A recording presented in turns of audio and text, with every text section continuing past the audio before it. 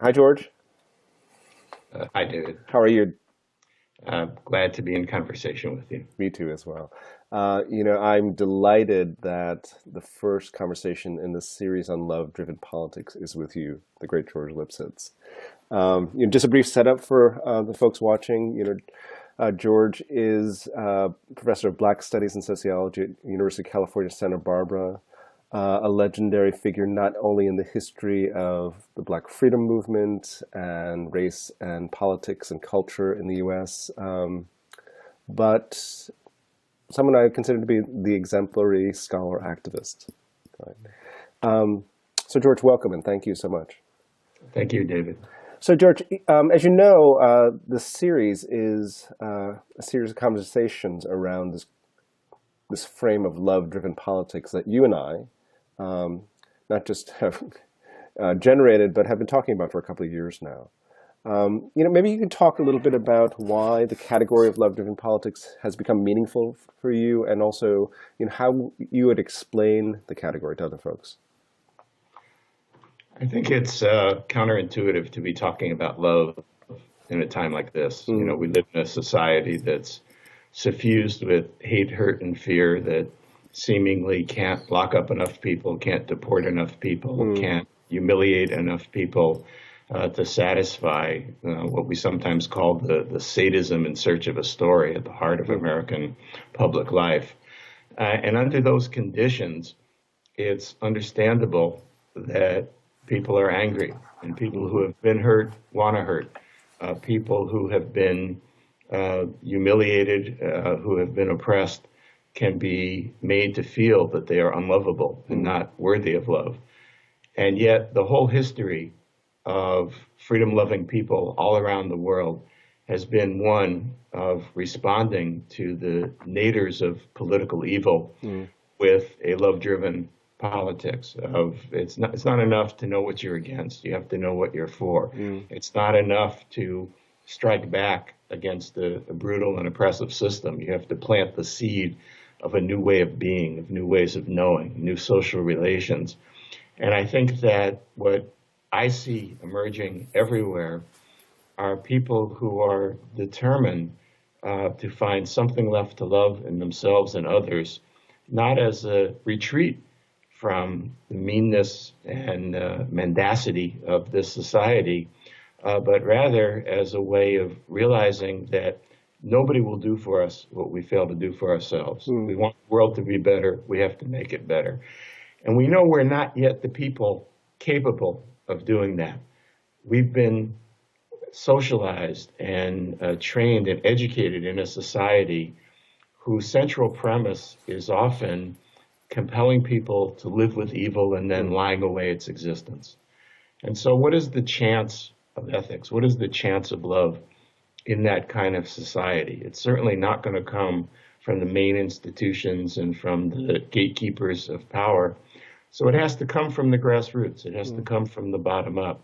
And as you and I have talked many times, we see a solidarity of working people. mhm, We see people locked up in maximum security prisons in the state of California finding a way to cooperate with each other and stage a strike against the inhuman conditions that they're facing.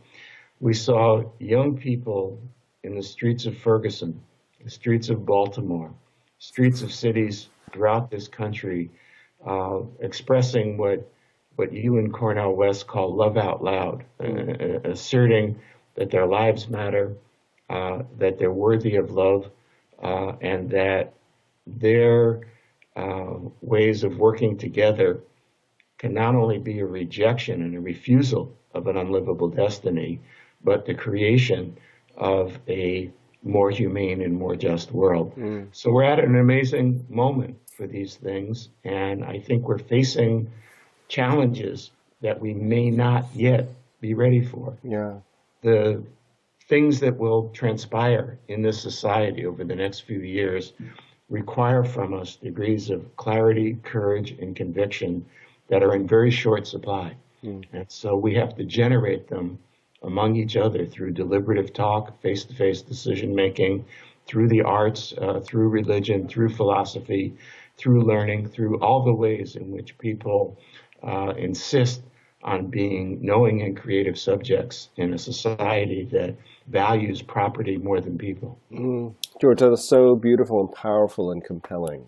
Um, I just want to pick up a few notes, as for the conversation itself. And I was thinking about the way you began about addressing the anger and the venom in the culture. What we've called cynicism and resentment, right?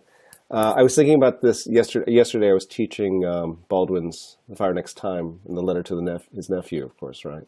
And he begins with that loving, tender address to his nephew. He says, "You are like your grandfather and your father, my brother, and I see in you the anger that they have. That you've inherited this." And he said, "People see you and they think you're truculent, but I know that you have a tender heart." Right? And it's an extraordinary statement on Baldwin's part. He says, inside you is a person that is worthy to be loved. You don't believe it yet because why? The culture, white supremacist culture, has told you that you are not worthy of love. And you said this a couple of times in your setup, which I think is really important. And this question, like, how do you convert a culture that has been obsessed with self-interest on the one hand and the accruing of power on the other hand? How do you convince that culture that they should choose otherwise? Because that's one of the things that Baldwin is asking his nephew. He says, the evidence is contrary. Right? It's like, there's no good reason for you to choose love. And there's no good reason. And yet, you have to love those who have hated you. You have to love those who have demeaned us, that have dehumanized us for generation after generation after generation. How do we convince folks of that? That you have to one should choose love as opposed to choosing, the conventions again of hatred, of self-loathing, of power. Yeah, well, initially you get rejection and Yeah, anger that's and right. That's right. frustration. Mm-hmm. It sounds like you're asking people to unilaterally disarm in the middle of a brutal war. Right. And yet, what Baldwin does in that essay is so remarkable. And here's an essay, a half a century, written more than a half a century That's ago. right. And it's as if it's been sitting on the shelf waiting for us. It's That's not right. that we didn't read it, it's not that we didn't That's right. teach it, but I don't think we ever knew how profound it was until this conjuncture, this historical Yeah. moment, where it's internal contradictions, its insistence on thinking of two diametrically opposed ideas at once. And the first is to concede that there is a logic to anger, to truculence, to resentment, to resistance. It shows life, It shows that people are, people who are broke may not be broken, that people are not only willing to knuckle under. So there's kind of a good instinct Yep. in this aggressive self-assertion that people have. But ultimately, it's the currency of the realm. It's the lingua franca of this society. It's structured in dominance. It's like trying to fight this society in a way that only makes it stronger, that only confirms its core assumptions. Right. And of course, we all suffer from this to some degree. This is what Baldwin says in that essay, that sometimes you wonder if there's any place at all for you in this society. That's right. Because in some ways, the only way to be heard, the only way to be legible, is to speak in its terms that are inhuman, terms that are That's right. immoral, terms that are, in a word that Baldwin, as a serious person who left the church in order to preach the gospel, had the courage and the intelligence to say are simply evil. That's right. Part of the That's right. Black prophetic tradition has been that you have to name things that are evil. You can't paper them over.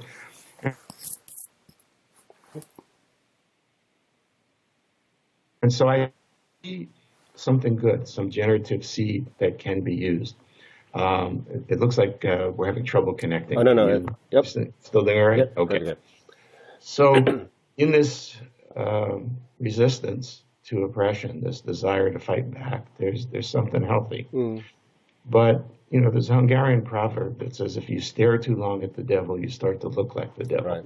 If you think too much about the power hierarchies of this world, if you think too much about its emphasis on violence, its emphasis on humiliating enemies, its emphasis on being seen, being visible, being admired, branding yourself as a product that other people desire, all of these things, even when they're used for arguments on our side, Yep. affectively and spiritually, they belong to the other side. That's right. And we actually unwittingly make stronger the things that we're seeking to fight against. And so, Ella Baker, the great organizer of the Black Freedom Movement, the chapter secretary of SNCC, and in many ways the founder of the chapter secretary of the NAACP, Mm-hmm. and in many ways the founder of the Student Nonviolent Coordinating Committee, said, I don't think you're really against this society if all your criticisms of it are exactly in the terms that this society uses. And so we have to find something different. And we don't just have to make it up out of whole cloth. We don't just have to invent it out of fantasy. What Baldwin also says is that there are rich traditions and genealogies, That's right. currents of struggle That's right. that can be easily tapped. They're the reason why we're here. So many of us are living the lives we live only because of the suffering, sacrifice, and struggle of ancestors who face far worse That's right. conditions and circumstances than we face. And so in that essay, Baldwin encourages us to figure out how have people survived and to learn from them. But notice the point, you mentioned earlier about everyday folks and the importance of everyday folks for love-driven politics. Remember this note that Baldwin says to his nephew, I need you to remember that I love you. Yeah. Right? And I mentioned that why? Because it's a precondition for the task that he's setting his nephew out for. He says, you have to love these white folks that have oppressed us, for Yeah. all this time. Yeah, and not for them. Not for them, you. exactly. Well, but it's an interesting, it's a morally Yeah. complex situation, right? He says, you need to know that I love you, right? That's going to fortify you, and that you need to know that you are loved, and therefore you can love folks that you can love in a loveless world. Yeah. Right. Well, and the key part of that essay to me is always when he thinks back 14 years earlier to the day when his nephew, who carries his name, That's right. was born. And he says, we wondered if it was right to bring a black That's right. child into this world. That's We right. wondered what right we had to subject you. We were worried, we were trembling, he says, right? Yeah. He says, we were trembling then. Yeah, We have not stopped trembling yet. that's right. If we had not loved each other, That's right. none of us would have survived. That's right. And you must love because you've been loved. That's right. And so passing on this faith, the Gnostic Gospels have a line that says, you're the reason for your ancestors' existence. Hmm.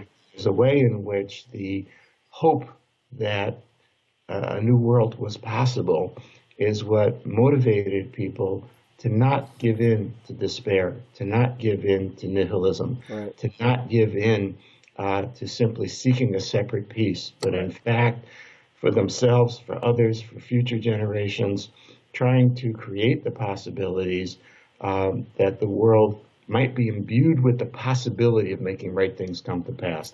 That's as grandiose as the hope can be. That's right. And yet, it's a victory in itself. It's not simply a down payment on some future purchase. It's not simply the start of a telos that has to lead to some glorious transformation in society.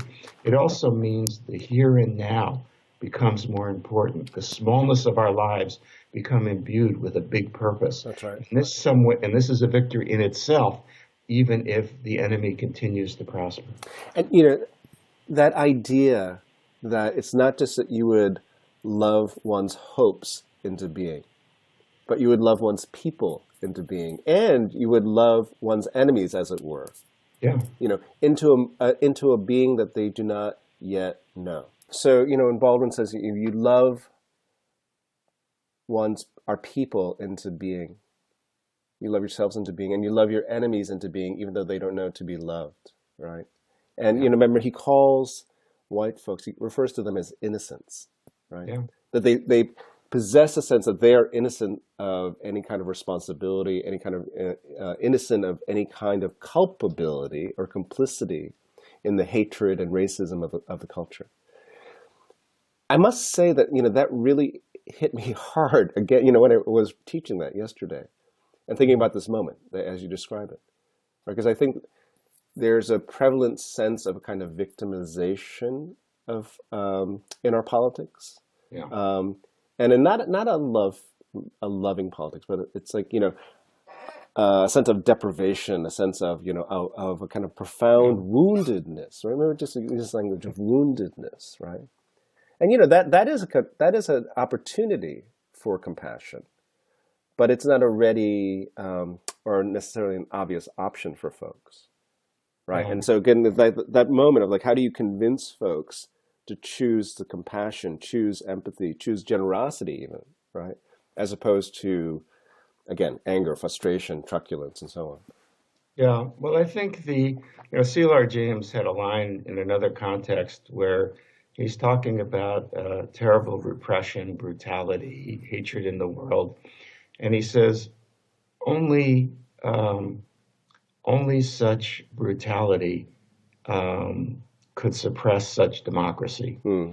That in some ways the threat of democratic, egalitarian social relations, the threat of a love-driven politics Hmm. is so great that not only governments and corporations and mass-mediated forms of communication mobilize to suppress it, Right. even individuals who do not benefit from this system Right. are frightened by the disturbance. That's Now, right. some of that fright is manufactured, some of that fright is indecent Mm. because there's always been at the heart of white supremacy a sense of being besieged, a That's right. sense of what is now called reverse racism. Hmm. That um, David Walker in the 1820s said that whites know they're guilty of such awful crimes against blacks that they worry that the same thing will be done to them that they did Right. to others. And so they will hysterically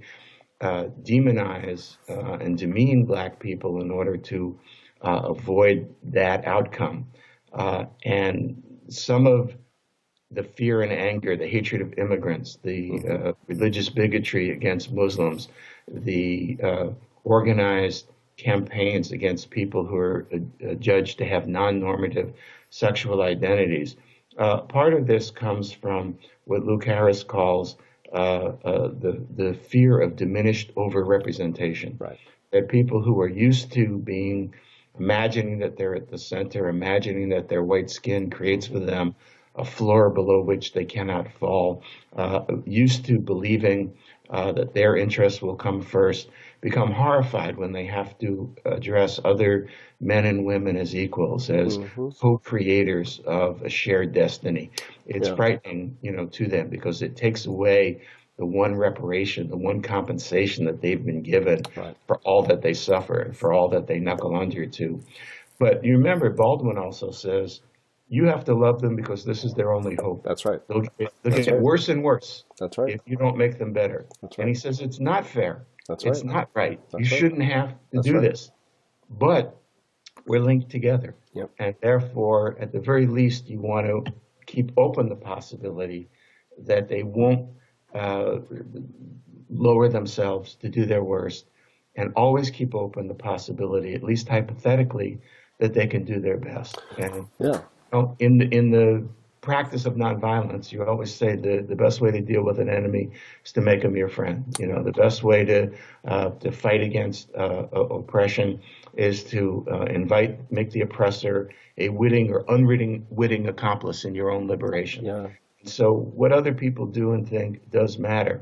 But I also think that it doesn't require persuading the pain inflictors of this world to change their behavior by itself. That we need to create social relations, social activities that people can see are better than Good. what exists in the society. Good. they will want to be part of, that we can invite them in to something that could be very exciting and exhilarating and gratifying precisely because we're able to at least temporarily suspend the power hierarchies and values of a society that really sorely needs a revolution in values more Right. than anything else.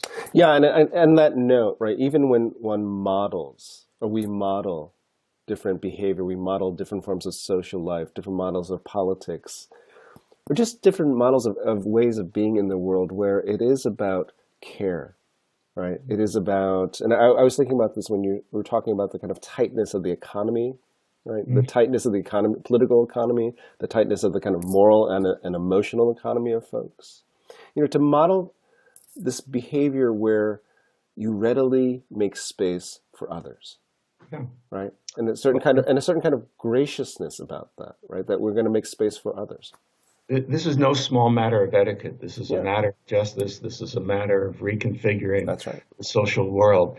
In his great sermon, The Drum Major Instinct, That's right. given in Atlanta, February 4th, 1968, 2 months to the day before Dr. King is killed, he goes through all of the reasons that we become vain in the society, all the reasons why we struggle for attention, all the reasons why we imagine we can only put ourselves ahead by pushing somebody else lower. And instead of condemning all that, he says, inside that, there's a germ of something good. It's the desire to have meaning. It's the desire to make a difference in the world. It's the desire to do something important, something significant, something great. But he says if we all do it in a competitive rather than a contributive way, then we can only become great by suppressing everybody else. And we reach a kind of paralysis That's right. because everybody becomes everybody else's enemy. So he sees this through the 35th verse of the 10th chapter of the book of Mark. He talks about things that Jesus is saying to James and John. And what he says is, you want to be great? Fine. Right. You want to be significant? Fine. But you can't do it on Facebook. You Yeah. can't do it with an award from a professional Yeah, yeah. organization. You can't do it by excluding the men and women who pick the crops that creates the food that you eat. That's not the way to do it. He says, you want to be first in love, That's be right. first in That's generosity, right. be first in moral excellence. You want to be important, there's important work to be done. Visiting those who are in prison, feeding the hungry, clothing those who are naked, housing the homeless. This is important work that can be done. And if Absolutely. you do it this way, we can all win. We Yeah. can all be important because we all have a job to do. And I think this goes back to what Baldwin is saying to his nephew.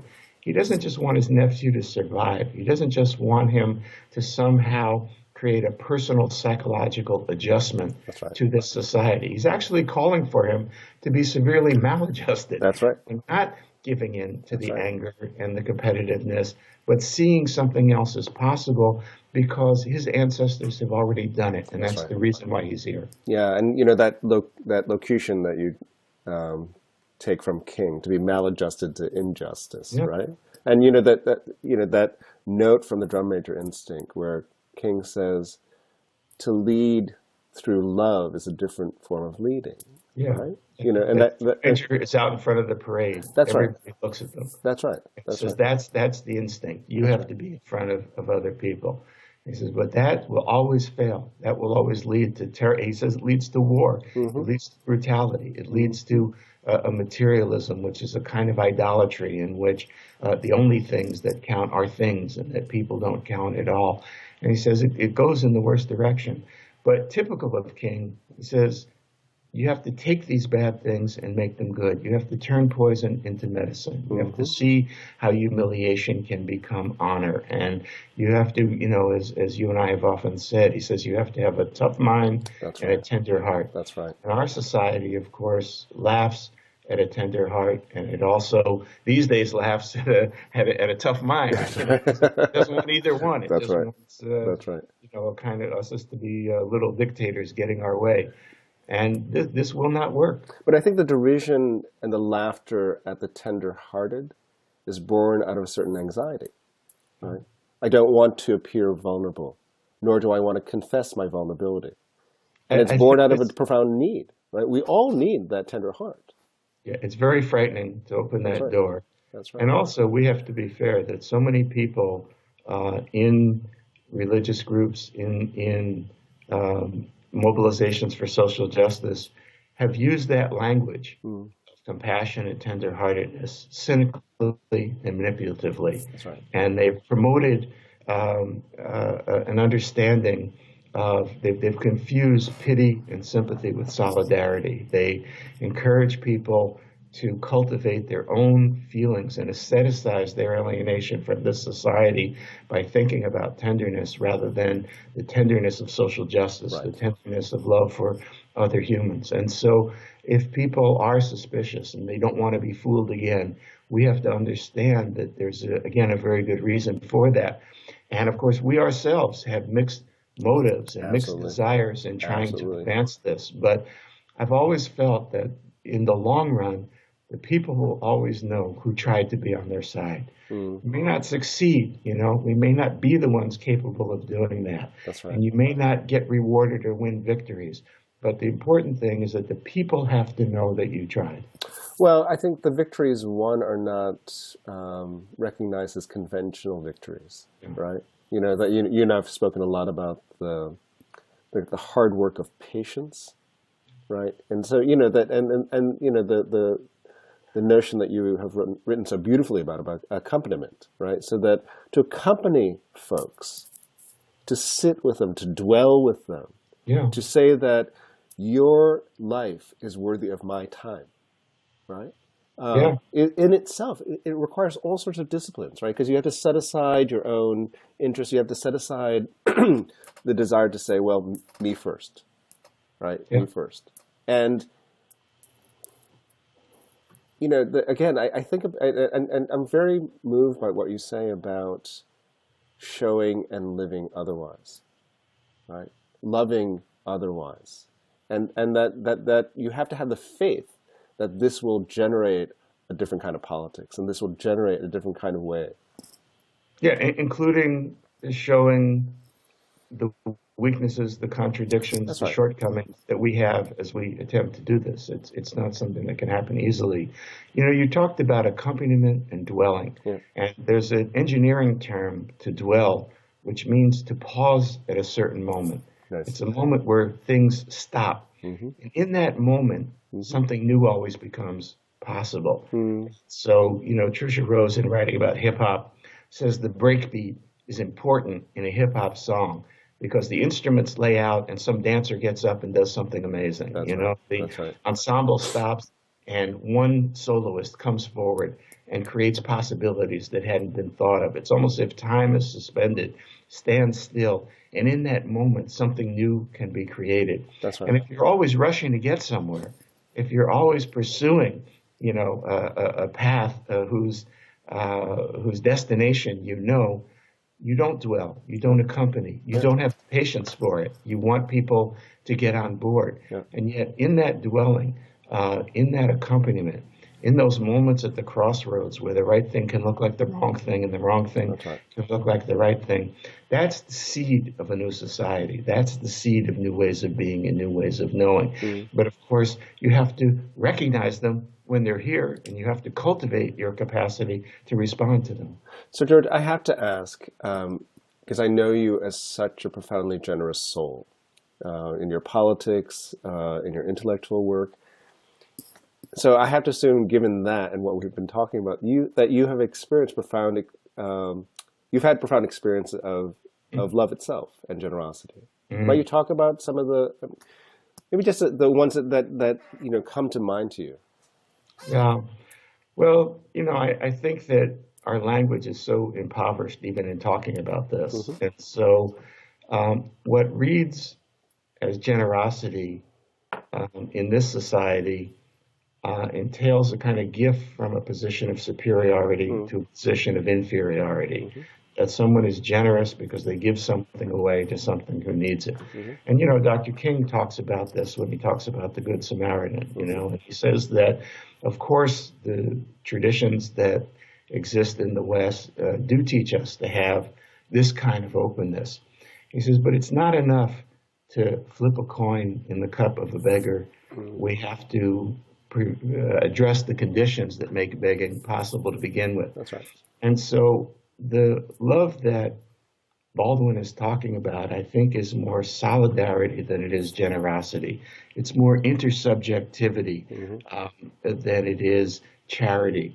It's more co-creation than it is love in the way that, That's that right. love is understood in this society as a personal gift from one person, to another. And I think that one of the things that has been such a gift to me in my life is to be around people, most of them coming from what my friend Cedric Robinson calls the Black radical tradition, for whom knowledge is collective, for whom love is collective, for whom all the things that we are made up of our dialogue and our negotiations and even our frustrations with other people. You see, this is exactly what Black music is all about. It's not about playing things in advance. It's creating a social situation in which something new comes to the fore. So my own experience, there are, of course, people who stand out. The St. Louis activist Ivory Perry, the musician Johnny Otis, the longshoreman Stan Weir, people who carved away eccentric spaces in areas of society not set up for liberation, not set up for emancipation, and conveyed to me through instruction, through apprenticeship, through imitation, through appreciation, ways of acting, that I try to emulate.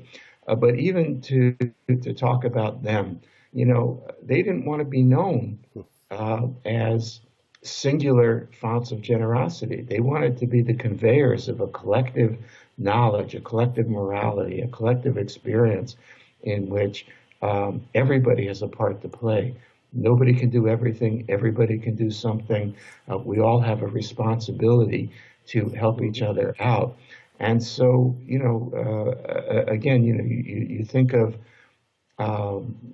anybody has flaws, has contradictions, has shortcomings.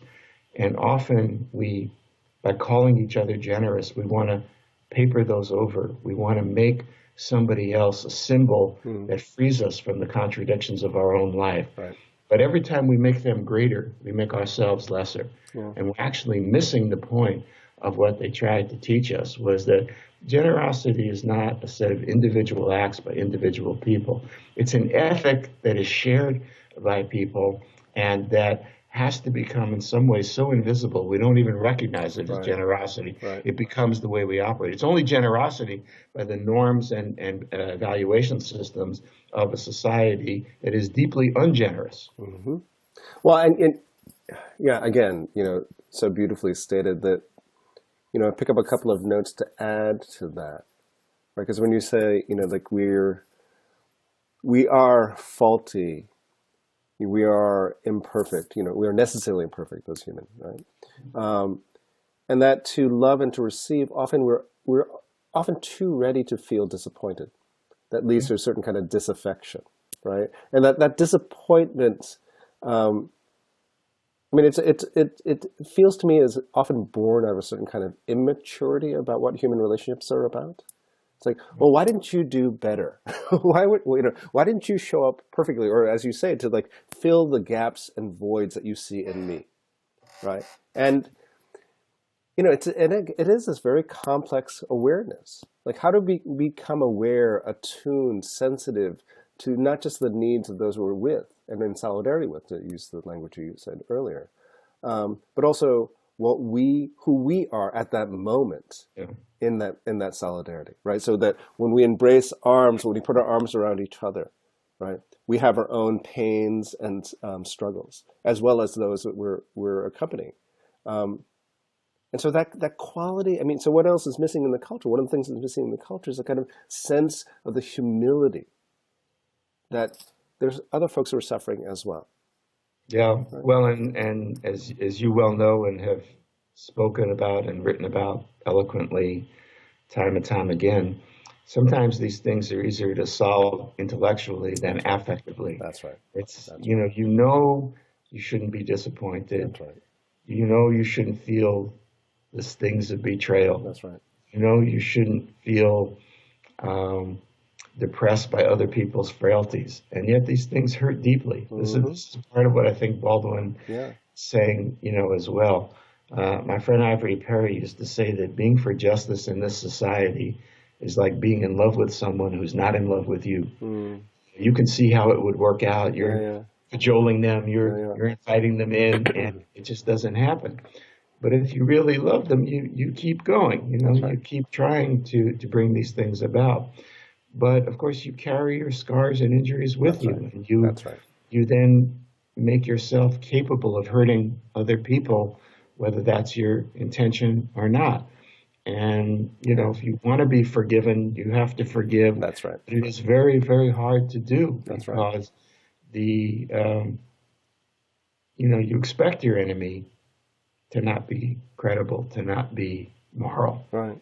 You don't expect those you love to fall short in those ways. It And hurts. you don't expect yourself. You don't want to admit yourself, right? Yeah, I mean, I think about Audin's line of, that crooked love that comes out of my crooked heart, right? yeah, nice. Right.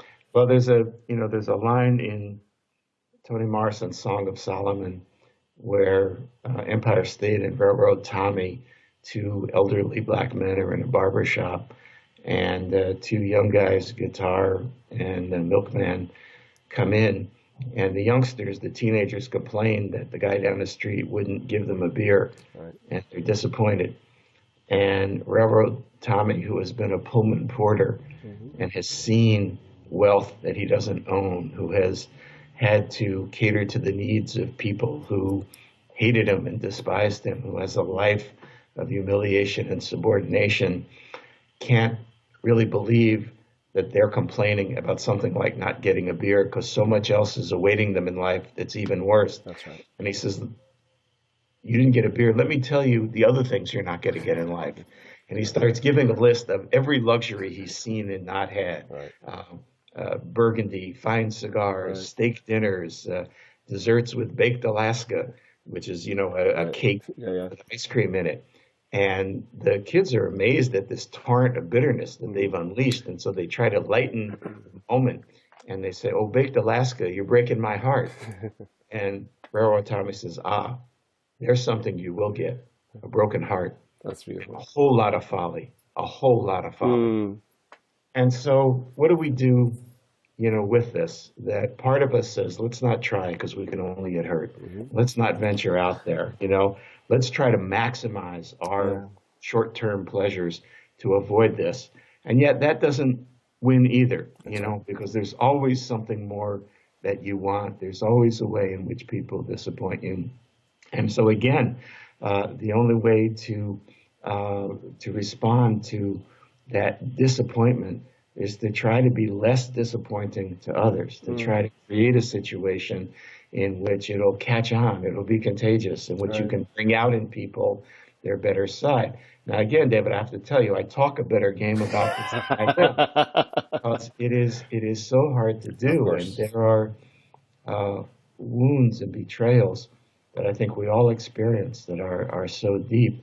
And I don't think you can stop bad things from happening in the world. I don't think you can get justice for the bad things that have happened to you. All you can do is to try to create better things for yourself and others down the That's road. right. Well, and then that I think that's right, and I think the question about the inevitable condition of brokenheartedness, right?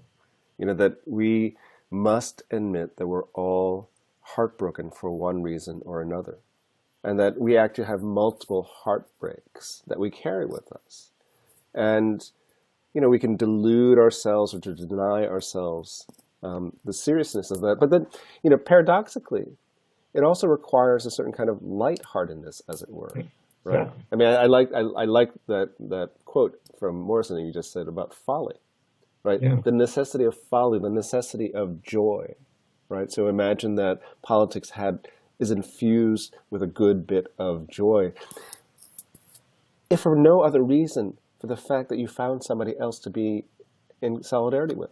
Yeah, yeah, and who reads back to you That's right. the experiences that you've had in a slightly different way.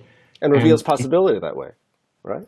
yeah, and that, these heartbreaks can be very helpful. Mm, They can teach you something, and again, it's not, there's a saying, it's not what happens to you, it's what happens in you. right. So much depends upon how you carry this burden for yourself and others. At the very least, other people are watching you, and if Yeah. you're petty and vindictive, they're learning to be petty and vindictive from you. Now, if you're not petty and vindictive, they may just write you off Right. because you're illegible to Yeah, them. They yeah, don't yeah. know Right. how you operate in the society. But there's a chance that you can make things better through your behavior, and also, it isn't always good to win. The things you want aren't always the right things for you. There's a line from Lauryn Hill that says, "The things you want can make you cry, and the Mm, things you need can pass you by." And so we shouldn't be so sure that our wants and desires, the things that disappoint us, would have been good for us if we had them. In some ways, those disappointments can be very helpful and valuable. no, no, that's right. And the logic of conventional power politics is that it's instrumental, right? So that I know what's strategic, I know what success or, as you say, winning looks like, right? As opposed to being surprised. Exactly. Yeah. And, I do a lot of work in fair housing cases. And Hmm. sometimes a law firm will say to us, "We've never lost a case." Right. That's the last firm you want to be. Because they've never lost the case. They've Right. never pushed the law in That's any right. meaningful way. That's right. They've never taken on a case who deserved justice in a difficult Right. situation. And it's similarly, you see these educational reform things, and they Right. say 100% of the students went to college and scored well on the test. And Right. this is a fake. Right. This is Right. not the way things work. And it's a desire that's totally antithetical to doing meaningful work in the world. That's right. And I thinking going back to the note about the Black freedom tradition and Black music, right? Not just the blues, but even this the sense in which it's not, there are different forms of rhythm, right? And that the backbeat is as important, as being on time, right? Yeah, and there's a million different ways to play, and That's right. sometimes I'm just keeping time, and that's important. It's That's right. important for me to stay in the pocket if That's you're right. gonna That's gonna right. solo. But there are other times where we'll switch on That's right. that, and there are times in which even our limits, can be very helpful. That's right. Django Reinhardt had his fingers burned in a fire, and so Right. he played single string runs instead of chords. He turned a Right. defect into an advantage. And so many times, this is what happens. I always laugh because Howlin' Wolf is actually not a good singer, not a good harp player, and not a good guitarist. But somehow when he does all three, it's great. It's fantastic when it comes together. That's a good lesson. Yeah. Oh, I love that. I love that, and I love the spirit, George, that you bring of turning crisis into opportunity, crisis into calling, a sense of calling, right? Because I think and maybe this is a note to end on, right? The ways in which we're calling people to join us in a project of love-driven politics. And George, I'm so grateful to be in solidarity with you. Well, thank you, David. I always learn so much from our conversations and from your actions in the world. And so, you help me be who I want to be. And, I was looking for you for a long time before I found you. And so I'm glad we have these interactions. Right back at you, my friend. I love you so much, and I'm so, as I say, profoundly humbled and grateful. Thank you so Okay. much, George. Peace out. Thank Right. you. All right. Okay. I'm going to